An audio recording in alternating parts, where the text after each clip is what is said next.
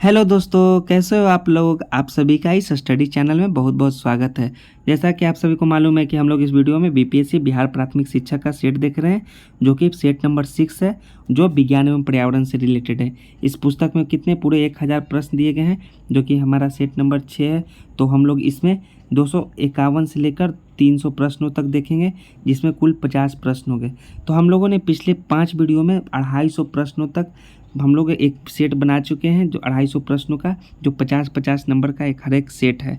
तो अगर आप लोगों ने चैनल को सब्सक्राइब नहीं किया है तो प्लीज़ दोस्तों चैनल को ज़रूर से ज़रूर सब्सक्राइब कर लें, क्योंकि जो प्रश्न है बहुत ही इंपॉर्टेंट है बिहार प्राथमिक शिक्षक के लिए, जो कि विज्ञान एवं पर्यावरण से रिलेटेड है, जो हमारे सरकारी पुस्तक कक्षा 3 से 8 तक के लिए गए हैं। तो चलिए दोस्तों, अब हम लोग अपना प्रैक्टिस सेट नंबर 6 देखते हैं, जो कि हमारा 251 प्रश्न से लेकर 300 प्रश्नों तक होगा। चलिए दोस्तों, हमारा पहला प्रश्न है, किसी पृष्ठ पर पड़ने वाली प्रकाश किरण को क्या कहते हैं। तो किसी पृष्ठ पर पड़ने वाली प्रकाश किरण को क्या कहते हैं? आपतित किरण। क्या? आपतित किरण, यानी कि ऑप्शन नंबर 20 का करेक्ट आंसर होगा दोस्तों, आपतित किरण। देखिए दोस्तों, ये सभी जो है परावर्तित किरण, आपतन कोण, उपयुक्त में से एक से अधिक, उपयुक्त में से कोई नहीं, ये सभी 5 ऑप्शन क्या है? 5 ऑप्शन है। तो 5 ऑप्शन वाला हम लोग न्यू वाला सेट देख रहे हैं दोस्तों। तो इसका करेक्ट आंसर क्या होगा? आपतित किरण। चलिए अब हमारा अगला प्रश्न है दोस्तों, किस प्रक्रिया के कारण श्वेत प्रकाश 7 रंगों में विभक्त हो जाती है। तो श्वेत प्रकाश 7 रंगों में विभक्त होने का कौन से प्रक्रिया के कारण होना है? वो है विक्षेपण की क्रिया। कौन है? विक्षेपण की क्रिया, यानी कि ऑप्शन नंबर है इसका करेक्ट आंसर होगा दोस्तों।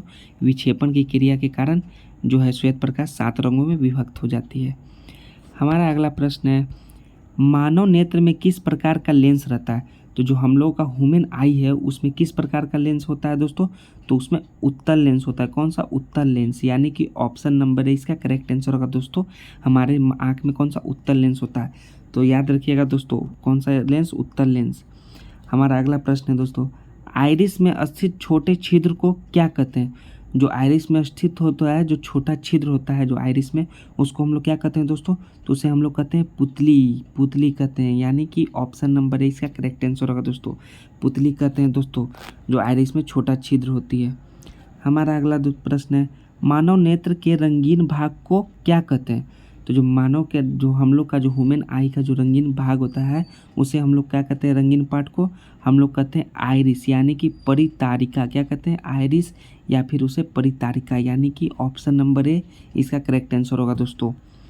हमारा अगला प्रश्न है, आपतन कोण परावर्तन कोण के बराबर होता है। या आपतन कोण परावर्तन कोण के बराबर होता है? तो हमेशा होता है। क्या होता है? हमेशा, यानी कि सदैव, यानी कि ऑप्शन नंबर इसका करेक्ट आंसर होगा दोस्तों। क्या है? आपतन कोण जो है परावर्तन कोण के बराबर होता है। हमारा अगला प्रश्न दोस्तों,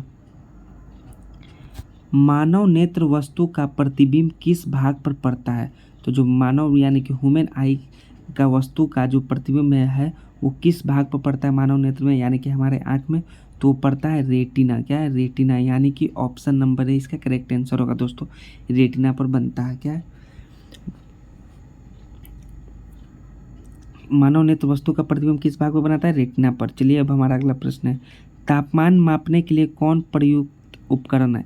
तो जो तापमान मापने के लिए सबसे प्रयुक्त उपकरण जो होती है वो क्या होती है दोस्तों? वो होती है थर्मामीटर। थर्मामीटर से हम लोग तापमान मापते हैं, यानी कि ऑप्शन नंबर है इसका करेक्ट आंसर होगा दोस्तों। हमारा अगला प्रश्न है, हमारे सौर मंडल में कितने ग्रह हैं? 7, 6, 5। तो नहीं दोस्तों, ना ही 7 है, ना ही 6 है, ना ही 5 है, यानी कि उपयुक्त में से कोई भी नहीं है, यानी कि ऑप्शन नंबर इसका करेक्ट आंसर होगा दोस्तों। सौर मंडल में कितने ग्रह हैं? तो इसमें से कोई भी नहीं है। हमारा अगला प्रश्न है, सूर्य से पृथ्वी की दूरी कितनी है। तो जो सूर्य से पृथ्वी की दूरी है वो कितनी है दोस्तों? वो है 1.6 इंटू 10⁻⁵ प्रकाश वर्ष। कितनी दूरी है? इतनी दूरी है, यानी कि ऑप्शन नंबर बी इसका करेक्ट आंसर होगा दोस्तों। हमारा अगला प्रश्न है प्रश्न नंबर 261, पृथ्वी के सबसे निकट का ग्रह विकल्प के अनुसार कौन सा है। यानी कि जो विकल्प दिया गया है, जो ऑप्शन दिया गया है, उसमें कौन सा है? ऑप्शन है शुक्र, मंगल, शनि, उपयुक्त में से कोई नहीं, या उपयुक्त में से एक से अधिक। तो कौन है सबसे निकट का ग्रह पृथ्वी का? तो सबसे निकट का ग्रह है दोस्तों शुक्र है। कौन है? शुक्र, यानी कि ऑप्शन नंबर है इसका करेक्ट आंसर होगा दोस्तों। कौन है? शुक्र है। अब हमारा अगला प्रश्न है, रात्रि के समय साफ आकाश और काली रात में टूटते तारे दिखाई देते हैं। ये हैं जो टूटते काली रात में जो टूटते तारे दिखाई देते हैं वे क्या है? वे हैं उल्काएं। क्या है? उल्काएं हैं, यानी कि ऑप्शन नंबर 20 का करेक्ट आंसर होगा दोस्तों। हमारा अगला प्रश्न है, निम्न में कौन प्राकृतिक उपग्रह है? तो प्राकृतिक उपग्रह निम्नलिखित में से कौन सा है दोस्तों? बृहस्पति, सूर्य, चंद्रमा। तो कौन सा है? चंद्रमा है। कौन है? चंद्रमा, यानी कि ऑप्शन नंबर सी इसका करेक्ट आंसर होगा दोस्तों। चंद्रमा जो है प्राकृतिक यानी कि नेचुरल उपग्रह है, नेचुरल सैटेलाइट है।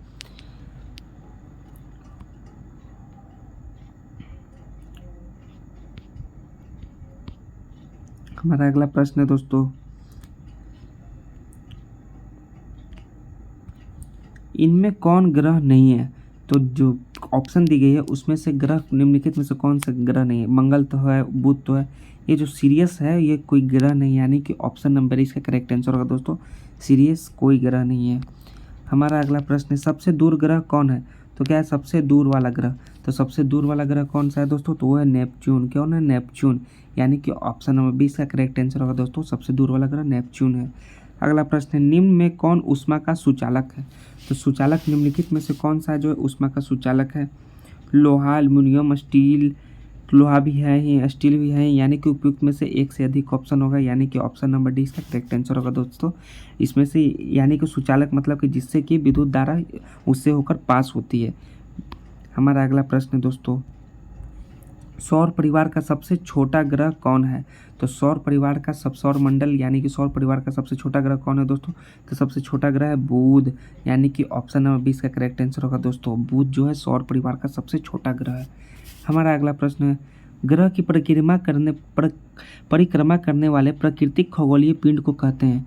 जो नेचुरल खगोलीय पिंड है जो ग्रहों को परिक्रमा करते हैं उसे क्या कहते हैं? हम लोग अपग्रह कहते हैं। क्या कहते हैं? उपग्रह, यानी कि ऑप्शन नंबर 20 सही है। उपग्रह कहते हैं, यानी कि उपग्रह को हम लोग इंग्लिश में क्या कहते हैं? सैटेलाइट। क्या कहते हैं? सैटेलाइट कहते हैं दोस्तों। हमारा अगला प्रश्न दोस्तों, किस ग्रह को प्रभात तारा कहते हैं? क्या है? किस ग्रह को प्रभात तारा कहते हैं? तो किस ग्रह को हम लोग प्रभात तारा कहते हैं, यानी कि भोर का तारा किसे कहते हैं? हम लोग शुक्र को कहते हैं, यानी कि ऑप्शन नंबर सी इसका करेक्ट आंसर होगा दोस्तों। शुक्र को हम लोग प्रभात या भोर का तारा भी कहते हैं। हमारा अगला प्रश्न है दोस्तों, निम्नांकित में कौन सौर परिवार का सदस्य नहीं है? तो निम्नलिखित में से कौन सौर परिवार का सदस्य नहीं है दोस्तों? तो क्षुद्र ग्रह, उपग्रह ये तो है, ये जो तारा मंडल जो है जो सौर परिवार का सदस्य नहीं, यानी कि ऑप्शन नंबर सी इसका करेक्ट आंसर होगा दोस्तों। सौर परिवार का सदस्य तारामंडल नहीं है। हमारा अगला प्रश्न है, निम्नांकित में कौन तारा है? क्या है? निम्नलिखित जो प्रश्न ऑप्शन दिए गए हैं उसमें से कौन तारा है?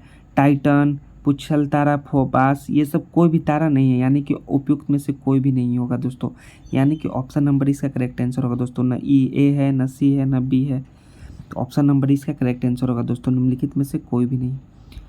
हमारा अगला प्रश्न है, सूर्य की सबसे ऊपरी सतह का तापमान होता है, यानी कि सूर्य का जो सबसे ऊपरी सतह है उसका तापमान क्या होता है? 2000 डिग्री सेल्सियस, ये भी गलत है। 3000 डिग्री सेल्सियस, ये भी गलत है। 4000 डिग्री सेल्सियस, ये भी गलत है, यानी कि ऑप्शन नंबर इसका करेक्ट आंसर होगा दोस्तों। सूर्य की सबसे ऊपरी सतह का तापमान निम्नलिखित में से कोई भी नहीं है। हमारा अगला प्रश्न है, खगोलीय पिंडों की दूरी को किस इकाई में मापा जाता है? जो खगोलीय पिंड है उसकी दूरी को किस इकाई में मापा जाता है? वो है प्रकाश वर्ष में। किसमें? प्रकाश वर्ष में मापा जाता है, यानी कि ऑप्शन सी इसका करेक्ट आंसर है। प्रकाश वर्ष को हम लोग इंग्लिश में क्या कहते हैं? Light year. क्या है? लाइट ईयर कहते हैं। लाइट ईयर को इंग्लिश में हम लोग हिंदी में प्रकाश वर्ष कहते हैं। हमारा अगला प्रश्न है, सौर परिवार में चमकीला ग्रह कौन है? सौर परिवार यानी कि सौर मंडल में जो है सौर परिवार जो है सोलर सिस्टम जो है उसमें सबसे चमकीला ग्रह कौन है दोस्तों? तो सोलर सिस्टम में सबसे चमकीला ग्रह कौन है? शुक्र है। कौन है? शुक्र, यानी कि ऑप्शन नंबर सी इसका करेक्ट आंसर होगा दोस्तों। शुक्र को हम लोग प्रभात का तारा यानी कि भोर का तारा भी कहते हैं दोस्तों। हमारा अगला प्रश्न है, सौर परिवार का सबसे बड़ा ग्रह क्या है? सौर परिवार का सबसे बड़ा ग्रह, तो सौर परिवार का सबसे बड़ा ग्रह कौन सा है दोस्तों? बृहस्पति। कौन है? बृहस्पति, यानी कि ऑप्शन नंबर इसका करेक्ट आंसर होगा दोस्तों। बृहस्पति जो है सौर परिवार का यानी कि सौर मंडल का, सोलर सिस्टम का सबसे बड़ा ग्रह है। हमारा अगला प्रश्न है, कौन सा ग्रह है जिसका उपग्रह नहीं है? क्या है? जिसका उपग्रह नहीं है, वो कौन सा ग्रह है? तो वो कौन ग्रह है दोस्तों? वो है बुध। बुध का कोई अपना उपग्रह ये नहीं है, यानी कि ऑप्शन नंबर 20 का करेक्ट आंसर होगा दोस्तों। याद रखिए बुध का कोई भी अपना उपग्रह नहीं है। हमारा अगला प्रश्न है, मौसम की भविष्यवाणी दूर संचार तथा सुदूर संवेदन में किसका उपयोग किया जाता है? यानी कि मौसम की भविष्यवाणी, संचार यानी कि दूर संवेदन यानी कि में किसका उपयोग किया जाता है दोस्तों? तो किया जाता है कृत्रिम उपग्रह का, यानी कि ऑप्शन नंबर सी कृत्रिम उपग्रह, यानी कि जो सैटेलाइट नेचुरल ना हो। हमारा अगला प्रश्न है मैनमेड, यानी कि उसमें कृत्रिम उपग्रह कहते हैं।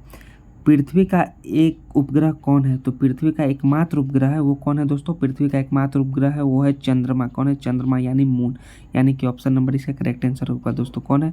मून एकमात्र उपग्रह है, एक ही उपग्रह है दोस्तों। हमारा अगला प्रश्न है किस ग्रह को लाल ग्रह के कहा जाता है? लाल ग्रह किस ग्रह को कहा जाता है दोस्तों? तो वह है मंगल। कौन सा ग्रह? मंगल, यानी कि ऑप्शन नंबर सी इसका करेक्ट आंसर होगा दोस्तों। लाल ग्रह को हम लोग मंगल ग्रह भी कहते हैं दोस्तों।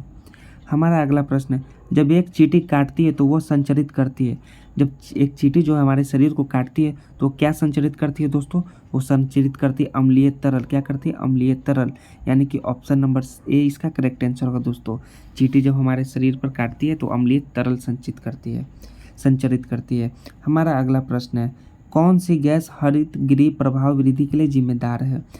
कौन सा गैस जो है हरित प्रभाव वृद्धि के लिए जिम्मेवार है दोस्तों?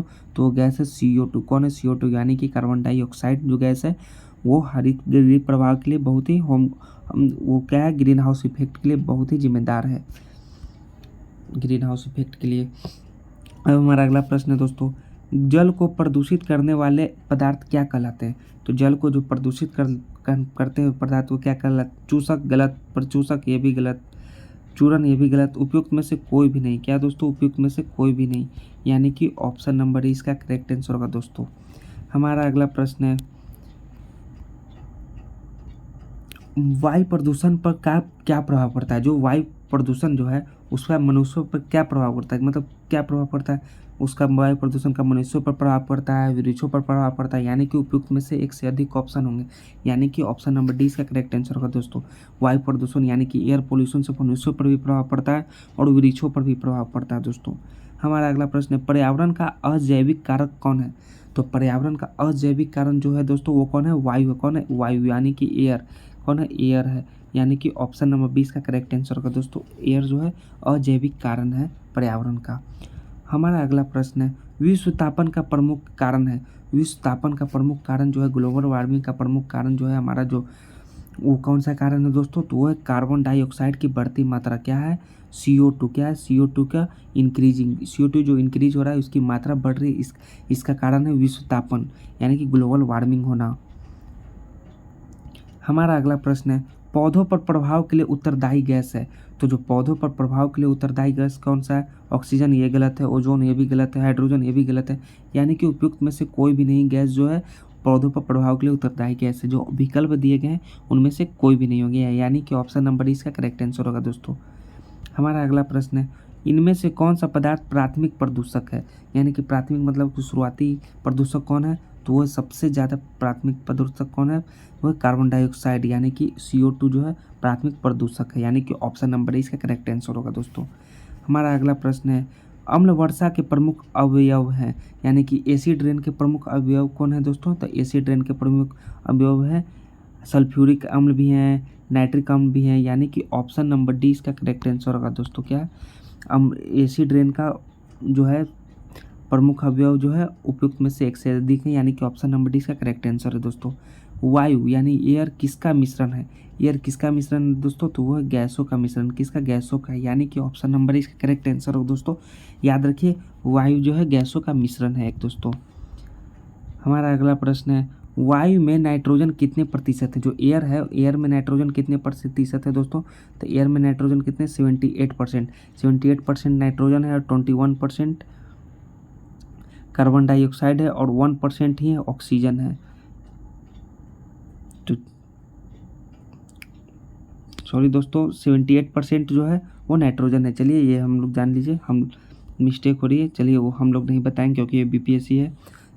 तो क्या है 78% जो है नाइट्रोजन है दोस्तों। अब हमारा अगला प्रश्न है वायु में ऑक्सीजन कितने हैं दोस्तों? वायु में ऑक्सीजन का प्रतिशत कितने हैं दोस्तों? 21%। हमने वहाँ पे गलत बोल दिया था, क्या बोल दिया था? 21% कार्बन डाइऑक्साइड है, तो नहीं दोस्तों 78% नाइट्रोजन है, NO2 है, 21% O2 है और 1% CO2 है। तो चलिए दोस्तों, अब हम लोग कन्फर्म हो गए, क्लियर हो गए दोस्तों। ये सभी जो प्रश्न हैं जो बहुत ही आसानी वाले प्रश्न होते हैं, लेकिन हम लोग को बनाते बनाते भूल जाते हैं। वायु प्रदूषकों तथा कोहरों के संयोग से क्या बनता है? तो वायु प्रदूषकों एवं कोहरों के संयोग से क्या बनता है दोस्तों? तो बनता है धुंध कोहरा। क्या बनता है? धुंध कोहरा, यानी कि ऑप्शन नंबर इसका करेक्ट आंसर होगा दोस्तों। अगला प्रश्न है, वायुमंडल में उपस्थित गैसें जलवाष्प से क्रिया करके कौन से अम्ल बनाती है?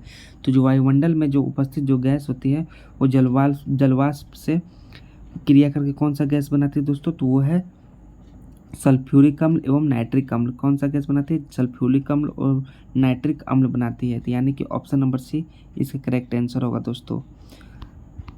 हमारा अगला प्रश्न है, कौन सी गैस रुधिर में ऑक्सीजन वाहक क्षमता को घटा देती है? तो कौन सा गैस है दोस्तों? तो वो है गैस कार्बन मोनोऑक्साइड। कौन है? कार्बन मोनोऑक्साइड, यानी कि ऑप्शन नंबर बी इसका करेक्ट आंसर होगा दोस्तों। हमारा अगला प्रश्न है, कौन सी गैस वैश्विक उष्णन में अपना योगदान देती है? तो कौन सी गैस है दोस्तों? मीथेन, जलवाष्प, नाइट्रो ऑक्साइड। उपयुक्त में से एक से अधिक गैसें जो है अपना वैश्विक उष्णन में अपना योगदान देती है, यानी कि ऑप्शन नंबर डी इसका करेक्ट आंसर होगा दोस्तों। हमारा अगला प्रश्न है, जल को बचाने का हमारा मूल मंत्र कौन सा होना चाहिए? कौन सा मूल मंत्र होना चाहिए? कम उपयोग करना चाहिए भी है, पुनः चक्रण करना चाहिए भी सही, यानी कि ऑप्शन नंबर डी इसका करेक्ट आंसर होगा दोस्तों। ऑप्शन नंबर डी हम इस प्रश्न का सबसे करेक्ट आंसर है दोस्तों, उपयुक्त में से एक से अधिक। हमारा अगला प्रश्न है, वायुमंडल के औसत ताप में निरंतर वृद्धि को क्या कहते हैं? तो वायुमंडल के औसत ताप में निरंतर वृद्धि को हम लोग क्या कहते हैं दोस्तों? तो कहते हैं विश्व उष्णन। क्या कहते हैं? विश्व उष्णन, यानी कि ऑप्शन नंबर बी इसका करेक्ट आंसर होगा दोस्तों। हमारा अगला प्रश्न है प्रश्न नंबर 298, जो जल उपयोग के योग नहीं होता उसे क्या कहते हैं? तो जो जल हम लोग उपयोग नहीं कर सकते उसका योग्य नहीं होता उसे हम लोग क्या कहते हैं दोस्तों? तो उसे कहते हैं हम लोग अपशिष्ट जल। क्या कहते हैं? अपशिष्ट जल, यानी कि ऑप्शन नंबर बी इसका करेक्ट आंसर होगा दोस्तों। हमारा इस वीडियो का सेकंड लास्ट प्रश्न 299 प्रश्न, यानी कि इस वीडियो का 49वां प्रश्न, निम्न में कौन सा अपशिष्ट जल का स्रोत नहीं है? तो कौन सा अपशिष्ट जल का स्रोत नहीं है दोस्तों? तो गंदा नाला। तो जो गंदा नाला जो है अपशिष्ट जल का स्रोत नहीं है, क्योंकि घर से ही अपशिष्ट जल निकलता है, कीचड़ जल अपशिष्ट जल है, उद्योग से ही अपशिष्ट जल यानी गंदा जल निकलता है, यानी कि ऑप्शन नंबर ए इसका करेक्ट आंसर होगा दोस्तों।